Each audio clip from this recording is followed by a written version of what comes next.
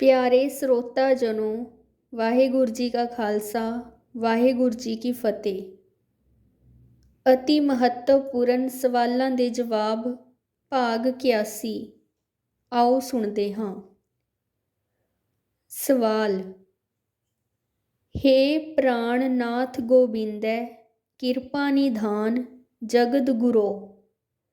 हे संसार ताप हरणै, करुणा मैं सब दुख हरो। हे शरण जोग दयालै, दीनानाथ मया करो। शरीर स्वस्थ खीण समय, सिमरंत नानक राम दामोदर माधवै। ਗਿਆਨੀ ਸੰਤ ਸਿੰਘ ਮਸਕੀਨ ਜੀ ਕਥਾ ਸ਼ੁਰੂ ਕਰਨ ਤੋਂ ਪਹਿਲਾਂ ਬੰਦਨਾ ਵਜੋਂ ਇਹ ਸ਼ਬਦ ਗਾਇਆ ਕਰਦੇ ਸਨ ਤੇ ਅੱਜ ਵੀ ਬਹੁਤ ਸਾਰੇ ਰਾਗੀ ਅਤੇ ਕਥਾਕਾਰ ਵੀ ਹੁਣ ਗਾਉਣ ਲੱਗ ਪਏ ਹਨ। ਅਰਥ ਇਸ ਦੇ ਥੋੜ੍ਹੇ ਜਿਹੇ ਔਖੇ ਹਨ, ਸਮਝ ਨਹੀਂ ਪੈਂਦੀ। ਸਮਝਾਉਣ ਦੀ ਮਿਹਰਬਾਨੀ ਕਰੋ ਜੀ ਤੇ ਇਹ ਵੀ ਦੱਸੋ ਕਿ ਇਹ ਕਿਸ ਗੁਰੂ ਸਾਹਿਬ ਦਾ ਸ਼ਬਦ ਹੈ। ਜਵਾਬ। ਇਸ ਸ਼ਬਦ ਦੇ ਉਚਾਰਨ ਕਰਤਾ ਪੰਜਵੇਂ ਪਾਤਸ਼ਾਹ ਗੁਰੂ ਅਰਜਨ ਸਾਹਿਬ ਜੀ ਹਨ ਤੇ ਇਹ ਸ਼ਬਦ ਗੁਰੂ ਗ੍ਰੰਥ ਸਾਹਿਬ ਜੀ ਦੇ 1358 ਅੰਗ ਉੱਤੇ ਦਰਜ ਹੈ।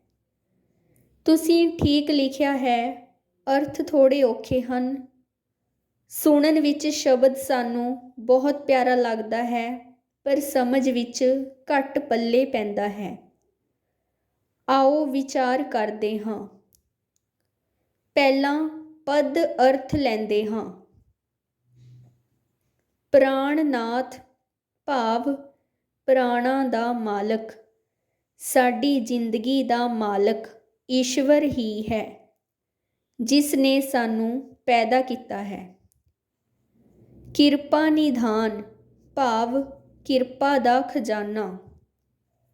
ਜਗਦ ਗੁਰੂ ਭਾਵ ਸਾਰੇ ਜਗਤ ਨੂੰ ਗਿਆਨ ਬਖਸ਼ਣ ਵਾਲਾ। ਹਰਣੈ ਭਾਵ ਨਾਸ ਕਰਨ ਵਾਲਾ।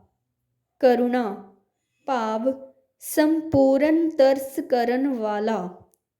ਦੁੱਖ ਹਰੋ ਭਾਵ ਦੁੱਖਾਂ ਨੂੰ ਮੇਟੋ, ਖਤਮ ਕਰੋ। ਸ਼ਰਣਯੋਗ ਭਾਵ ਆਪਣੀ ਕਿਰਪਾ ਦੇ ਵਿੱਚ ਮਹਿਫੂਜ਼ ਰੱਖਣ ਵਾਲੇ, ਸ਼ਰਨ ਦੇਣ ਵਾਲੇ। ਦਿਆਲੈ ਭਾਵ ਦਿਆਲਤਾ ਕਰਨ ਵਾਲੇ। ਦੀਨਾਨਾਥ ਭਾਵ ਦੀਨ ਦੁਨੀਆ ਦੇ ਮਾਲਕ। ਮਇਆ ਕਰੋ ਭਾਵ ਤਰਸ ਕਰੋ। ਸਵਸਥ ਭਾਵ ਤੰਦਰੁਸਤ। ਖੀਣ ਸਮੇਂ ਭਾਵ ਬੁਢਾਪੇ ਵਿੱਚ। ਸਿਮਰੰਤ ਭਾਵ ਸਿਮਰਦਾ ਹੀ ਰਹਾਂ, ਆਪ ਜੀ ਨੂੰ ਯਾਦ ਕਰਦਾ ਹੀ ਰਹਾਂ। ਭਾਵ ਅਰਥ। ਪੰਜਵੇਂ ਪਾਤਸ਼ਾਹ ਸਨਿਮਰ ਹੋ ਕੇ ਵਾਹਿਗੁਰੂ ਜੀ ਅੱਗੇ ਅਤੀ ਪਿਆਰੇ ਤੇ ਸਨਿਮਰ ਸ਼ਬਦਾਂ ਵਿੱਚ ਬੇਨਤੀ ਕਰ ਰਹੇ ਹਨ ਕਿ ਹੇ ਮੇਰੇ ਪ੍ਰਾਣਾਂ ਦੇ ਮਾਲਕ, ਧਰਤੀ ਉੱਤੇ ਸਭ ਜੀਆਂ ਨੂੰ ਪਾਲਣ ਵਾਲੇ ਪ੍ਰਭੂ ਜੀ, ਆਪ ਜੀ ਕਿਰਪਾ ਨਿਧਾਨ ਹੋ, ਕਿਰਪਾ ਦੇ ਖਜ਼ਾਨੇ ਹੋ। ਸਾਰੇ ਜਗਤ ਦੇ ਗੁਰੂ ਭਾਵ ਸੰਪੂਰਨ ਜਗਤ ਨੂੰ, ਸ੍ਰਿਸ਼ਟੀ ਨੂੰ ਗਿਆਨ ਬਖਸ਼ਣ ਵਾਲੇ ਹੋ। ਹੇ ਈਸ਼ਵਰ, ਸੰਸਾਰ ਦੇ ਸਾਰੇ ਦੁੱਖਾਂ ਦਾ ਨਾਸ ਕਰ ਸਕਣ ਵਾਲੇ, ਤਰਸ ਦੇ ਮਹਾਨ ਦਾਤੇ, ਮੇਰੇ ਸਾਰੇ ਦੁੱਖਾਂ ਦਾ ਵਿਨਾਸ਼ ਕਰ ਦਿਓ। ਮੇਰੀ ਬੇਨਤੀ ਪ੍ਰਵਾਨ ਕਰ ਲਓ। ਹੇ ਮਹਾਨ ਈਸ਼ਵਰ, ਆਪ ਜੀ ਹੀ ਸ੍ਰਿਸ਼ਟੀ ਦੇ ਦੁਖਿਆਰਿਆਂ ਨੂੰ ਸ਼ਰਨ ਦੇਣ ਦੇ ਯੋਗ ਹੋ। ਕਿਰਪਾ ਕਰਕੇ, ਦਇਆ ਕਰਕੇ, ਮਿਹਰ ਕਰਕੇ ਗਰੀਬਾਂ, ਮਸਕੀਨਾਂ, ਦੁਖਿਆਰਿਆਂ ਉੱਤੇ ਸਭ ਤੇ ਆਪ ਜੀ ਤਰਸ ਕਰੋ, ਰਹਿਮਤ ਕਰੋ। ਹੇ ਵਾਹਿਗੁਰੂ ਜੀ, ਇੱਕ ਹੋਰ ਵੱਡੀ ਕਿਰਪਾ ਕਰੋ। ਬੁਢਾਪੇ ਵਿੱਚ ਮੇਰਾ ਸਰੀਰ ਸਵਸਥ ਭਾਵ ਤੰਦਰੁਸਤ ਰੱਖਣਾ ਜੀ। ਤੇ ਮੈਂ ਆਪ ਜੀ ਦੇ ਬੇਅੰਤ ਗੁਣਾਂ ਦਾ ਗਾਇਨ ਕਰਦਾ ਰਹਾਂ, ਯਾਦ ਕਰਦਾ ਰਹਾਂ। ਆਪਣੇ ਬੁਢਾਪੇ ਤੱਕ ਵੀ ਤੇ ਬੁਢਾਪੇ ਵਿੱਚ ਵੀ ਆਪ ਦੇ ਗੁਣਾਂ ਨੂੰ ਸਿਮਰਦਾ ਰਹਾਂ, ਯਾਦ ਕਰਦਾ ਰਹਾਂ। ਤੰਦਰੁਸਤ ਹੋਵਾਂਗਾ, ਆਪ ਜੀ ਦੀ ਯਾਦ ਬਣਾਈ ਰੱਖਾਂਗਾ। ਅਰਥਾਤ, ਹੇ ਮੇਰੇ ਪਿਆਰੇ ਈਸ਼ਵਰ, ਹੇ ਮੇਰੇ ਦਿਆਲੂ ਕਿਰਪਾਲੂ ਤਰਸ ਕਰਨ ਯੋਗ ਮੇਰੇ ਮਾਲਕ, ਮੈਂ ਤੁਹਾਡੀ ਕਿਰਪਾ ਸਦਕਾ ਹੀ ਦੁੱਖਾਂ ਕਸ਼ਟਾਂ ਤੋਂ ਬਚਿਆ ਰਹਿ ਸਕਦਾ ਹਾਂ। ਮੇਰੇ ਮਨੁੱਖ ਦੀ ਕੀ ਹਸਤੀ ਹੈ, ਮੈਂ ਤਾਂ ਤੁਹਾਡੀ ਰਚਨਾ ਦਾ ਨਿਗੁਣਾ ਤੋਂ ਵੀ ਘੱਟ ਇਸ ਸ੍ਰਿਸ਼ਟੀ 'ਤੇ ਤੁਰਦਾ ਫਿਰਦਾ ਇੱਕ ਜੀਵ ਹਾਂ। ਤੁਸੀਂ ਮੈਨੂੰ ਸਭ ਕੁਝ ਦਿੱਤਾ ਹੈ, ਸਰੀਰ ਦਿੱਤਾ ਹੈ, ਤਨ ਦਿੱਤਾ ਹੈ, ਮਨ ਦਿੱਤਾ ਹੈ। ਸਾਰੇ ਸੁੱਖ ਮੇਰੀ ਝੋਲੀ ਵਿੱਚ ਪਾਏ ਹਨ। ਕਿਰਪਾ ਬਣਾ ਕੇ ਰੱਖਣਾ, ਮੈਂ ਤੁਹਾਡੀ ਯਾਦ ਵਿੱਚ ਜੁੜਿਆ ਰਹਾਂ। ਬਜ਼ੁਰਗੀ ਸਮੇਂ ਤੱਕ ਤੁਹਾਡੇ ਗੁਣ ਗਾਉਂਦਾ ਰਹਾਂ। ਮੇਰੀਆਂ ਬੇਨਤੀਆਂ ਨੂੰ ਦਰ ਸਵੀਕਾਰ ਕਰੋ, ਤਾਂ ਹੀ ਤੇ ਮੈਂ ਸੁੱਖ ਆਨੰਦ ਜੀਵਨ ਜੀ ਸਕਾਂਗਾ ਤੇ ਤੁਹਾਡੇ ਪਿਆਰ ਵਿੱਚ ਤੁਹਾਡੇ ਨਾਲ ਤੁਹਾਡੇ ਚਰਨਾਂ ਵਿੱਚ ਜੁੜਿਆ ਰਹਿ ਸਕਦਾ ਹਾਂ। ਗੁਰੂ ਸਾਹਿਬ ਜੀ ਨੇ ਬੜੀ ਨਿਮਰਤਾ ਵਿੱਚ ਆ ਕੇ ਬੜੇ ਮਿੱਠੇ ਤੇ ਪਿਆਰੇ ਸ਼ਬਦਾਂ ਰਾਹੀਂ ਸਾਡੀ ਮਨੁੱਖਾਂ ਦੀ ਹਾਲਤ ਨੂੰ ਦੇਖਦੇ ਹੋਏ ਵਾਹਿਗੁਰੂ ਜੀ ਅੱਗੇ ਸਾਰੀਆਂ ਬੇਨਤੀਆਂ ਕੀਤੀਆਂ ਹਨ। ਇਹ ਸਾਨੂੰ ਉਪਦੇਸ਼ ਦਿੱਤਾ ਹੈ ਕਿ ਹੇ ਮਨੁੱਖ, ਤੂੰ ਨਿਮਰਤਾ ਵਿੱਚ ਆ ਕੇ ਹਰ ਵੇਲੇ ਇਹ ਅਰਦਾਸਾਂ ਕਰਿਆ ਕਰ, ਤਾਂ ਸਦਾ ਆਨੰਦ ਵਿੱਚ ਰਹੇਗਾ, ਤੰਦਰੁਸਤ ਰਹੇਗਾ। ਇਹ ਅਰਜ਼ੋਈ ਰੂਪ ਵਿੱਚ ਹਰ ਵੇਲੇ ਤੇਰੇ ਮਨ ਵਿੱਚੋਂ ਅਰਦਾਸ ਨਿਕਲਦੀ ਰਹਿਣੀ ਚਾਹੀਦੀ ਹੈ, ਤਾਂ ਹੀ ਤੂੰ ਖੁਸ਼ੀਆਂ ਵਿੱਚ, ਸੁੱਖ ਵਿੱਚ, ਆਨੰਦ ਵਿੱਚ ਜੀਵਨ ਜੀ ਸਕੇਗਾ ਤੇ ਪ੍ਰਭੂ ਦੇ ਸਾਰੇ ਗੁਣ ਗਾ ਸਕੇਗਾ, ਪ੍ਰਭੂ ਦੇ ਗੁਣਾਂ ਤੇ ਅਮਲ ਕਰ ਸਕੇਗਾ। ਤੇਰਾ ਸਾਰਾ ਆਲਾ ਦੁਆਲਾ ਸੁਖਾਵਾਂ ਹੋ ਜਾਵੇਗਾ। ਗੁਰੂ ਸਾਹਿਬ ਸਾਰੀ ਬਾਣੀ ਵਿੱਚ ਗਿਆਨ ਅਤੇ ਅਰਦਾਸ ਰੂਪ ਵਿੱਚ ਮਨੁੱਖ ਵੱਲੋਂ ਬੇਨਤੀਆਂ ਕਰਦੇ ਆ ਰਹੇ ਹਨ। ਸਾਨੂੰ ਸੁਮਤ ਦੇਣ ਲਈ ਆਪਣੇ ਪਿਆਰੇ ਸਿੱਖਾਂ ਦੀਆਂ ਭਾਵਨਾਵਾਂ ਨੂੰ ਈਸ਼ਵਰ ਅੱਗੇ ਪ੍ਰਗਟ ਕਰਦੇ ਹਨ।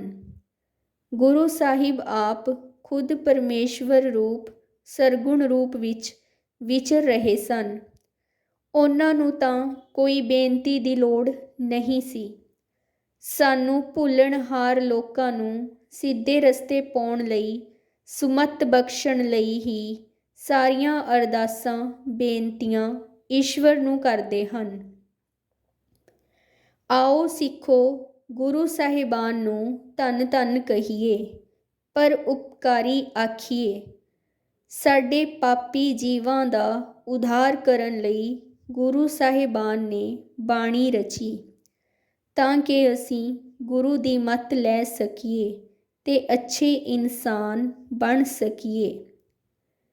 ਗੁਰੂ ਪਿਆਰਿਓ, ਉੱਪਰ ਲਿਖਿਆ ਸ਼ਬਦ ਮੈਂ ਗਿਆਨੀ ਸੰਤ ਸਿੰਘ ਮਸਕੀਨ ਜੀ ਪਾਸੋਂ ਸੁਣਦਾ ਆ ਰਿਹਾ ਹਾਂ। ਉਹ ਕਥਾ ਕਰਨ ਤੋਂ ਪਹਿਲਾਂ ਇਹ ਸ਼ਬਦ ਬੋਲਿਆ ਕਰਦੇ ਸਨ। ਬਹੁਤ ਚੰਗਾ ਲੱਗਦਾ ਸੀ। ਆਓ ਅਸੀਂ ਸਾਰੇ ਸਵੇਰੇ ਤੇ ਸ਼ਾਮ 2 ਵਕਤ ਘੱਟੋ ਘੱਟ ਇਹ ਸ਼ਬਦ 5 ਵਾਰ ਪੜ੍ਹਿਆ ਕਰੀਏ। ਬੜੇ ਸੁਚੱਜੇ ਢੰਗ ਨਾਲ ਬੈਠ ਕੇ, ਚੌਂਕੜਾ ਮਾਰ ਕੇ, ਅੱਖਾਂ ਬੰਦ ਕਰਕੇ, ਮਨ ਨੂੰ ਥੋੜ੍ਹਾ ਜਿਹਾ ਇਕਾਗਰ ਕਰਕੇ, ਕਿਉਂਕਿ ਇਹ ਸ਼ਬਦ ਬੇਨਤੀ ਦਾ ਸ਼ਬਦ ਹੈ। ਬੜੀ ਨਿਮਰਤਾ ਵਾਲਾ ਸਨਿਮਰ ਸ਼ਬਦ ਹੈ। ਇਸ ਲਈ ਅਰਦਾਸ ਰੂਪ ਮੁਦਰਾ ਵਿੱਚ ਬੈਠਣਾ ਚਾਹੀਦਾ ਹੈ। ਤੇ ਪਰਿਵਾਰ ਦੇ ਜੀਆਂ ਨੂੰ ਵੀ ਪ੍ਰੇਰਣਾ ਦੇਣੀ ਚਾਹੀਦੀ ਹੈ। ਸਵੇਰ ਵੇਲੇ ਇਸ ਸ਼ਬਦ ਦਾ ਜਾਪ ਕਰਨ ਨਾਲ ਮਨ ਵਿੱਚ ਨਿਮਰਤਾ ਦਾ ਵਾਧਾ ਹੋਵੇਗਾ। ਦਿਨ ਭਰ ਕੰਮਾਂ ਕਾਰਾਂ ਵਿੱਚ ਸਾਡੇ ਵਿਵਹਾਰ ਵਿੱਚ ਨਿਮਰਤਾ ਦੀ ਝਲਕ ਬਣੀ ਰਹੇਗੀ।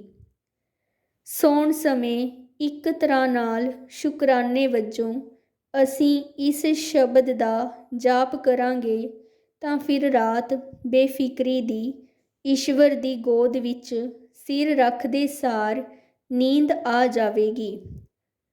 ਇਸ ਸ਼ਬਦ ਨੂੰ ਗਾ ਕੇ ਪੜ੍ਹਨ ਦੀ ਕੋਸ਼ਿਸ਼ ਕੀਤੀ ਜਾਵੇ ਤਾਂ ਹੋਰ ਵੀ ਚੰਗਾ ਹੈ। ਵਿਚਾਰ ਦੇਵਿੰਦਰਜੀਤ ਸਿੰਘ।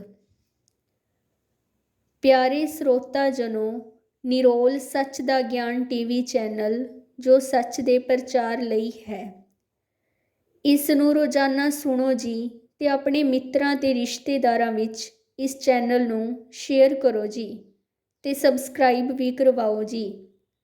ਸੱਚ ਦਾ ਗਿਆਨ ਵੰਡਣਾ ਪਰ ਉਪਕਾਰ ਹੈ। ਵਾਹਿਗੁਰੂ ਜੀ ਕਾ ਖਾਲਸਾ, ਵਾਹਿਗੁਰੂ ਜੀ ਕੀ ਫਤਿਹ।